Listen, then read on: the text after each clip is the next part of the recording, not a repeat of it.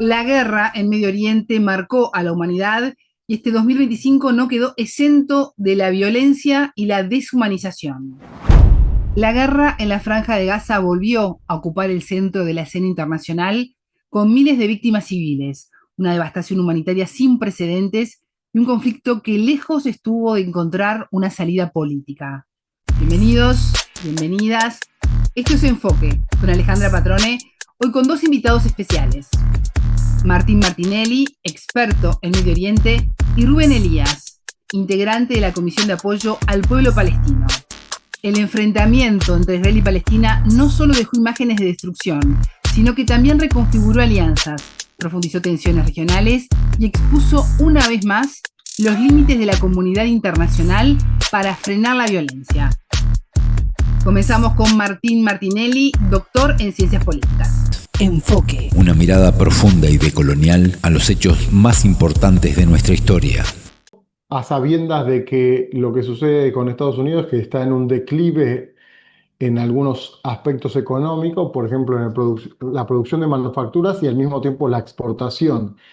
Y yo creo que es una competencia de rivalidad con China en el sentido de que China propone la nueva ruta de la seda, llamada la Iniciativa de la Franja y el Cinturón, que trata de unificar, digamos, en diferentes términos logísticos de comunicaciones y a la vez de oleoductos, gasoductos, transporte ferroviario, todo lo que es Eurasia, pero al mismo tiempo África. Y esta disputa en ese centro de Afro-Eurasia cobra tanta relevancia, pero una lectura más amplia en el mapa nos da cuenta de que mientras se firma ese tratado de paz en Egipto, que es un aliado de Estados Unidos desde los últimos tiempos, desde las últimas 5 décadas, junto con Israel, esté o no presente, es el gran actor y gran aliado que tiene en la región. Lo que se trata de, o lo que no se ve en esa foto, es que el gran enemigo de esa región para Trump es Irán, y es a quien quieren controlar por estos aspectos que dije antes, geoeconómicos y geopolíticos, y en ese tablero ya ha habido un avance muy importante de Rusia y China y todos esos realineamientos geopolíticos y los aliados que ha tenido Estados Unidos hasta ese momento también sienten una mayor atracción en contratos, en alianzas de varios años, la integración que se propone desde la Organización de Cooperación de Shanghái, el mismo BRICS que se amplió a varios países de esa región. Creo que Estados Unidos sabe que tiene una mayor competencia si lo comparamos con otras etapas históricas, como el momento unipolar de los 90, cuando cae la Unión Soviética, o mismo con mediados del siglo XX, cuando tenía una mayor competencia con la Unión Soviética y Estados Unidos. Ahora los grandes actores principales que lo confrontan o que compiten en varios aspectos con Estados Unidos, sumado al intento de las potencias de segundo orden como Turquía, Arabia Saudita, el mismo Irán, incluso en cierta medida Emiratos Árabes Unidos o Qatar, tratan de tener una mayor relevancia, y es ahí donde Estados Unidos trata de imponer lo que ha generado y ha gestado de acuerdo con sus bases militares en los aspectos geopolíticos, y creo que trata de inclinar la balanza y generar una mayor normalización de Israel cuando hasta hace 2 días, y de hecho sigue habiendo matanzas, han asesinado periodistas en estos días, eh, no se puede ver como que de un día para el otro van a hacer la paz cuando estuvieron instigando con cerca del 85% de armamento estadounidense, más el apoyo financiero, diplomático, político, de la narrativa también, que es uno de los grandes cambios que creo que tiene esto que está sucediendo en estos últimos tiempos, donde ya está en debate y en muchos lugares del mundo se conoce cada vez más lo que está proponiendo Estados Unidos a través de Israel, y creo que hay que ver cómo se desarrollan esas alianzas que tiene con estos otros países, porque Egipto y los países que apoyaron este cese al fuego, o sea, está bien o es aceptable que haya un cese al fuego, pero no, eso no debe quitar olvidar que los 2 años anteriores estuvieron matando y bombardeando inescrupulosamente, en el sentido que destruyeron el 92% de la infraestructura de Gaza, contaminaron las aguas y un montón de circunstancias inhumanas que estuvieron viviendo los palestinos, pero también libaneses, iraquíes, el sur de Siria. Digamos que yo creo que esta región para los intereses estadounidenses saben de su importancia clave por su cercanía a Rusia y China, por las cuestiones que mencioné antes, y eso hace que, por más que diga que quiere pacificar, por más que diga que va a retroceder en sus aspectos bélicos, tratando de acusar y mostrarse como pacifista, como que iba a imponer la paz en varios conflictos armados, cuando Estados Unidos está involucrado directa o indirectamente en la mayoría de esos conflictos, y hay varios lobbies dentro de Estados Unidos que desde el Pentágono y desde el lobby petrolífero de las armas y otros intentando pugnar para que sigan esas guerras. Entonces yo creería que el análisis es ver por un lado que esa retórica pacifista no la cumplió en los otros momentos, trata de mostrarla de esa manera ahora, pero hay que ver hasta qué parte es una actuación como la que hizo con Zelensky, que había una discusión cuando es el primero actor que han apoyado eh, esa guerra de Ucrania contra Rusia, más allá de todas las responsabilidades que haya en esa guerra. Entonces, cuesta creer, porque desde mi punto de vista hay un dispositivo de utilizar en algunos casos la fuerza y en otros casos las alianzas, pero sigue estando una estrategia de dominación sobre la región. Por eso, si genera paz o en realidad apaciguamiento en esa región momentáneo, o se reúne con un personaje como Netanyahu, que está sancionado por la Corte Penal Internacional, la Corte Internacional de Justicia, la misma ONU que declara que es genocidio. Entonces, pareciera que ahora si hay una paz,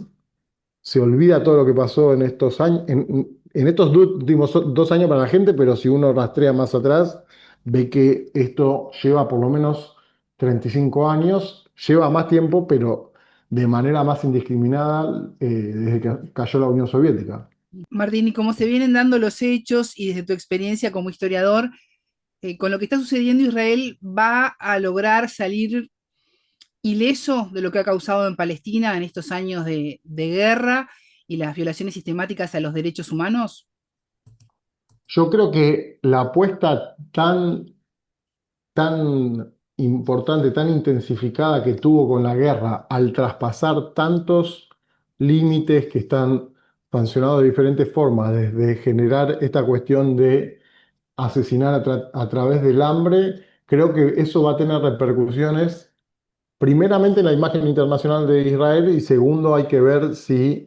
se intensifica la campaña de boicot, y desinversión y sanciones, como sucedió con el caso de el apartheid de Sudáfrica, pero acá la clave es el dispositivo que tiene Estados Unidos como sistema imperial y qué rol juega Israel en este. O sea que yo creo que la mayoría de las poblaciones del mundo árabe y del mundo musulmán levanta la bandera de la defensa de los derechos nacionales, de autodeterminación y derechos humanos palestinos, y eso ahora se amplió a muchos lugares, y lo... eh, ilustrativo de esto es lo que sucedió, una huelga general en Italia para protestar eh, contra el genocidio de los palestinos. Eso creo que lleva a contrastar la imagen que trata de generar Israel de una narrativa tratando de inculpar a los otros de lo que Israel hace, que trata de justificar con argumentos de que sería una defensa de lo que están haciendo, cuando en realidad Israel funciona como un dispositivo en esa región eh, de alineamiento total con la política estadounidense, primero, en segundo lugar con la política de la OTAN. Por eso habría que ver en qué lectura política hay que hacer de por qué frenan ahora este genocidio, cuando ya se estaban levantando muchas voces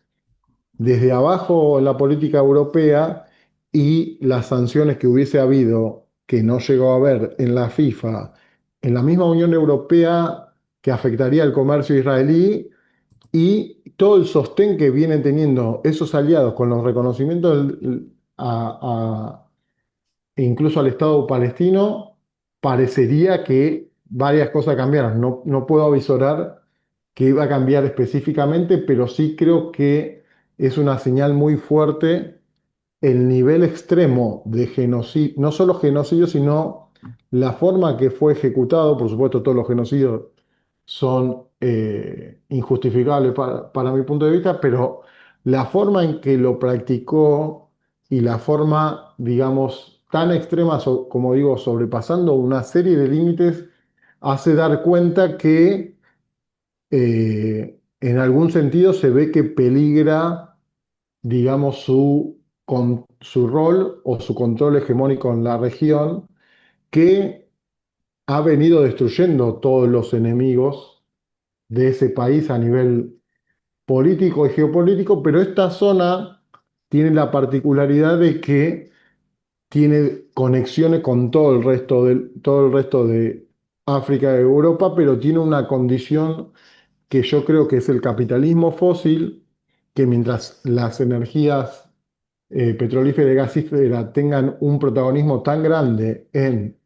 el sistema mundial, es por eso que tratan de controlar a través de esos mecanismos que hasta ahora han estado emparentados habitualmente con el militarismo, con la guerra y con los conflictos desatados. Cuando uno trata de entender cómo están conectados unos conflictos con otros, incluso lo que yo considero las zonas de tensión geopolítica mundial, es decir, Europa del Este con Ucrania, Rusia y la OTAN, el incremento del gasto armamentístico del 2 al 5% para aportar a la OTAN, esa redistribución militarista, ese nuevo gasto, el aumento del gasto militar, es porque la apuesta de Estados Unidos es a lo bélico, es a lo militarista y a la guerra, dado que en otros campos, como el campo económico, de manufacturas, e incluso si uno ve un mapa del 2000 y cuáles son los principales socios comerciales de los países, la mayoría son de Estados Unidos. Ese mapa, 25 años después, cambió intensamente hacia la expansión geoeconómica china. Esa disputa se está dando de diferentes maneras. Con esto quiero decir que la política belicista estadounidense hay que ver si arrastra también, y justo estaba mirando antes de la entrevista, una cuestión de el mar de China, si es una zona que se va a recalentar o no, porque una lectura que se puede hacer es que Estados Unidos podría retroceder o apaciguar la cuestión del Medio Oriente, tratar de salirse de la cuestión ucraniana y dejarla en manos de los europeos, con lo que esto significa en gastos armamentísticos que mencioné, en la influencia de estar en una guerra que están involucrados porque también geográficamente les afecta, económicamente porque pierden los yacimientos gasíferos rusos de manera directa, para apostar eso a la conflictividad con China. Esa sería la lectura geopolítica macro Ujú. que haría la administración Trump. Correrse de lo que es la zona de conflictividad de Europa del Este, también dejar o en manos de Israel su actividad en Medio Oriente o no tenerlo tan intenso, que ya lo ha tratado de hacer en otras ocasiones, pero apuntar, digamos, todo lo que se hizo a nivel económico con los aranceles, plantearlo en otros campos. Eso es, me parece, la política que podría llegar a apostar. Por eso, cuando se habla de paz, hay que ponerlo entre comillas. Enfoque. Geopolítica, investigación, relaciones internacionales. Y como analizábamos junto a Martín Martinelli, autor del libro Geopolítica del genocidio en Gaza, no se trata de un conflicto nuevo, sino de una tragedia prolongada que este año alcanzó niveles extremos de violencia y sufrimiento civil, con consecuencias que seguirán marcando el escenario global. Escuchamos ahora a Rubén Elías, integrante de la Comisión de Apoyo al Pueblo Palestino. No puedo hablar por el pueblo palestino, Ujú. pero puedo pensar en los sufrimientos que está pasando. Es decir, porque esto es totalmente un genocidio que no tiene piedad, que destruye familia, que gente que queda viva pero queda marcado para toda la vida, mutilados. Es decir, esto es una tragedia humana, una deshumanización total. Y lo que tenemos que decir es que, lo dijo un compañero, y me parece que es claro. Es decir, acá en el Uruguay hubo también una dictadura, etcétera, y hubo compañeros que sufrieron torturas, toda una serie de cosas. Pero después que salieron, hay un poema que escribió un compañero que decía, eh, "N- no nos transformaron en ellos". Y nosotros encontramos que un grupo de judíos, no todos los judíos, porque este no es un problema de tipo religioso, se convirtieron en nazi sionistas, con todas las características, desde la atribución de, de ser eh, los únicos semitas, porque los nazis los llamaban semitas, cuando los semitas son una lengua, y esa lengua semítica no es propiedad solo de los hebreos. La mayoría de los semitas son árabes, o sea que un árabe no puede ser antisemita. Y al mismo tiempo están aplicando una supremacía sobre los otros pueblos, es decir, y hay un estado de apartheid. Es decir, acá hay un genocidio y un estado de apartheid. Y más allá de estas negociaciones que se están realizando, ¿cómo se está viviendo en la Franja de Gaza? ¿Cómo ves la situación humanitaria actual? La situación es desesperante, es decir, las condiciones de vida son totalmente... eh, escuchame una cosa, tú planteate estar un día en una habitación de tu casa, cualquiera, sin agua, sin luz, sin alimentos, es decir, o dependiendo de algunas gotitas de agua, es decir, es desesperante. Y esto no es un día, son 2 años. Y a su vez, con seres queridos que se están muriendo o están en situación más penosa todavía.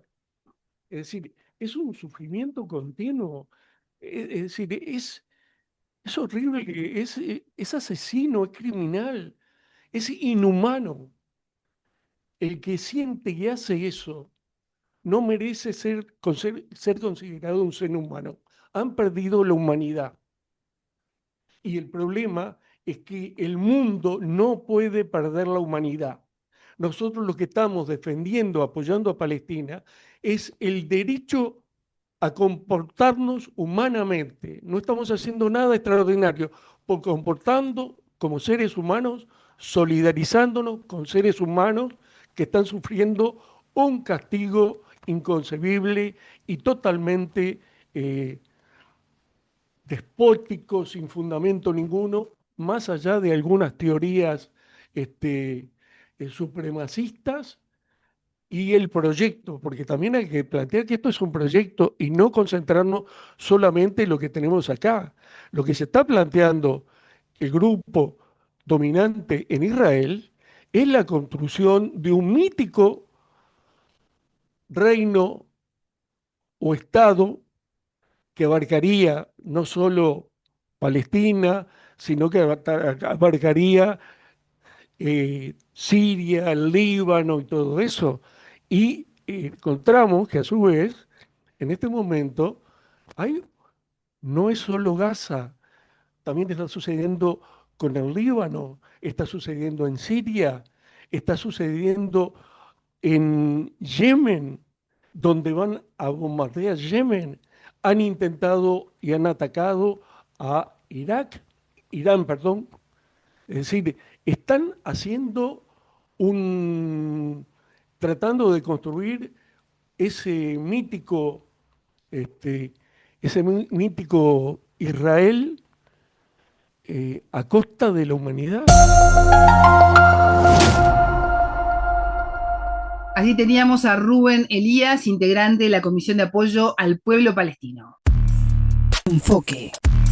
Es momento de despedirme. Suscríbanse a Enfoque, compartan el contenido y denle me gusta para ser parte de esta comunidad que le interesa analizar lo que ocurre en el mundo y, por qué no, cuestionarlo. Tengan todos ustedes una excelente jornada. Buena vida para todos.